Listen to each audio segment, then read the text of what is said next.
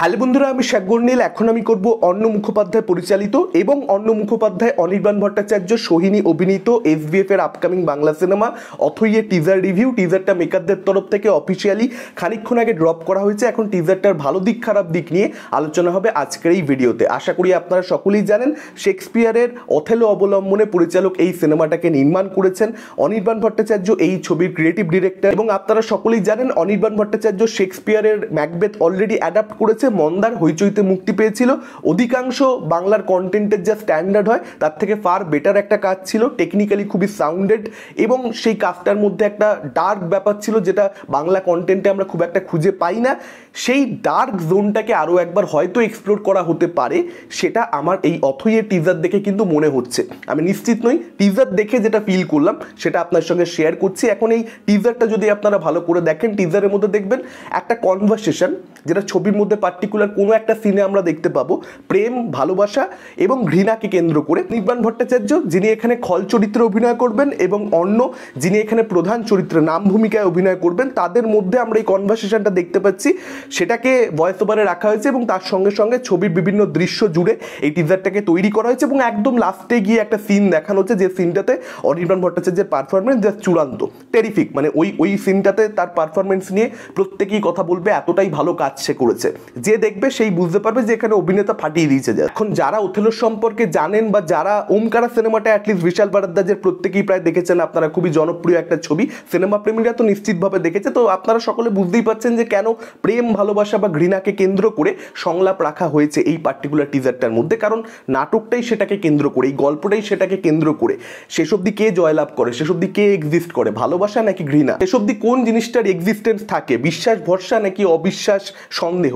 তো যেটা মূল থিমটা, যেটা এসেন্সটা, সেটাকে কিন্তু টিজারের মধ্যে খুব সুন্দরভাবে ক্যাপচার করা হয়েছে। এবং আজকের দিনের মতো করে এই যে ট্রলিং সোশ্যাল মিডিয়াতে, সেটা নিয়ে দেখবেন অনির্বাণ ভট্টাচার্য আমার সাক্ষাৎকারেও কথা বলেছেন এবং সেটা কোথাও একটা তার কাজের মধ্যে ডেফিনেটলি উঠে আসছে। এটা ডেফিনেটলি পরিচালক হিসেবে অন্য কাজ করেছেন, কিন্তু অনির্বাণ দাও ক্রিয়েটিভ ডিরেক্টর হিসেবে যুক্ত রয়েছেন, অভিনেতা হিসেবে যুক্ত রয়েছেন। তো ডেফিনেটলি তারও হয়তো কিছু ইনপুট থাকে এবং অন্য হয়তো সোশ্যাল মিডিয়াতে যা চলছে না চলছে, ভালো খারাপ সবটাই তিনি দেখতে পাচ্ছেন। তো তাদের কাজে কিন্তু সেই জিনিসটা উঠে আসছে কোথাও একটা আজকের দিনের মতো করে। অ্যাট্রেট যেভাবে মানুষের মধ্যে বেড়ে গেছে সোশ্যাল মিডিয়া আসবার পরে, মানে এখানে কিন্তু মানুষ বলতে আমি শুধুমাত্র আমাকে বাদ দিয়ে বাকিদের কথা বলছি না, আমি কিন্তু আমাকে ইনক্লুড করেই বলছি। আমার মধ্যে, আপনাদের সকলের মধ্যে, প্রত্যেকের মধ্যেই ঘৃণার পরিমাণ কোথাও একটা বেড়েছে। এটা বাস্তব সত্য এবং আজকের দিনের কথা এটা। সেই আজকের দিনের কথাটা কোথাও একটা শেক্সপিয়ারের একটা নাটককে অবলম্বন করে যখন ছবি তৈরি করা হচ্ছে, সেটাকে ঢোকানো হচ্ছে। সেই জিনিসটা আমাকে ইমপ্রেস করতে পেরেছে এবং আমার মনে হচ্ছে যদি এই ধরনের জিনিসপত্র আরও বেশি পরিমাণে দেখতে পাই, মানে মডার্ন ডে অ্যাডাপ্টেশন, আজকের দিনের মতো করে যদি অ্যাডাপ্টেশনটা করা হয়, জাস্ট ওই গল্পটাকে দেখিয়ে দিলাম, গল্পটা তো সকলে জানে, আজকের দিনে তুমি কিভাবে ফেলেছো জিনিসটাকে, সেটা দেখতে আমি অনেক বেশি ইন্টারেস্টেড। এখন সেটা টিজার দেখে পরিষ্কারভাবে বোঝা যায় না, ট্রেলার দেখেও কখনোই সেটা পরিষ্কারভাবে বোঝা যাবে না যে কোন পটভূমিতে গল্পটাকে বেস করানো হয়েছে, ওয়ার্ল্ডটা অ্যাকচুয়ালি কী বা কী কী চেঞ্জেস করা হয়েছে বা হয়নি, অ্যাডাপ্টেশন কীরকম হয়েছে এটা ছবি দেখলে তখনই বোঝা যায়।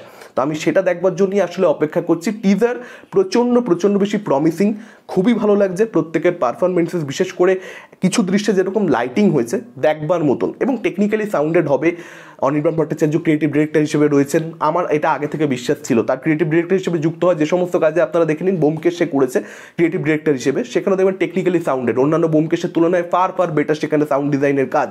তো সেই জিনিসটা হবে যে এটা আগে থেকে জানতাম, সেটা দেখতে পেয়ে টিজারের মধ্যে মানে একটা আশ্বস্ত হলাম যে ঠিক আছে, চলো ভাই, যেটা ভেবেছি সেটাই পেতে চলেছি। ভেবে অন্ত নাহি দেখি গানটাকে যেভাবে ব্যবহার করা হচ্ছে টিজারে একদম শুরুতে, সেটা ডেফিনেটলি ভালো লাগছে। বিষয়বস্তুর সঙ্গে কোথাও একটা গানটার লাইনগুলো ম্যাচ করে যাচ্ছে, যে কারণে এখানে মেকাররা গানটাকে ইউজও করেছে। এবং আমার মনে হয় যে একটা জায়গা রয়েছে যেটাকে আলাদা করে মেনশন করতে হয়, যেখানে অন্য ডায়লগটা শেষ হচ্ছে ভয়েস ওভারে, সে বলছে যে একটা তার এরকম সংলাপ রয়েছে খানিকটা এরকম যে ভালোবাসাতে আমি বিশ্বাস করতে চাই, আমি ভালোবাসাতে বিশ্বাস রাখতে চাই, সে অনির্বাণের ক্যারেক্টারকে বলছে। তখন অনির্বাণের ক্যারেক্টারটা বাইক চালাচ্ছে এবং সে হাসছে, একটা অট্টহাসি, একটা সার্কাজম, যে এখনও ভালোবাসাতে বিশ্বাস রাখছে, মানে এখনও ঘৃণাতে বিশ্বাস করছে না, যেখানে ঘৃণাই এই যুগে পরম সত্য। তো সেই জায়গাটা আমার ভালো লেগেছে। তো দেখা যাক এবারে, টিজারটা প্রমিসিং, ডেফিনেটলি ভালো লাগছে এবং ছবিটাকে নিয়ে আমি আশাবাদী। দেখা যাক কীরকম অ্যাডাপ্টেশন হয়েছে না হয়েছে, ছবি দেখলে আমরা বুঝতে পারবো।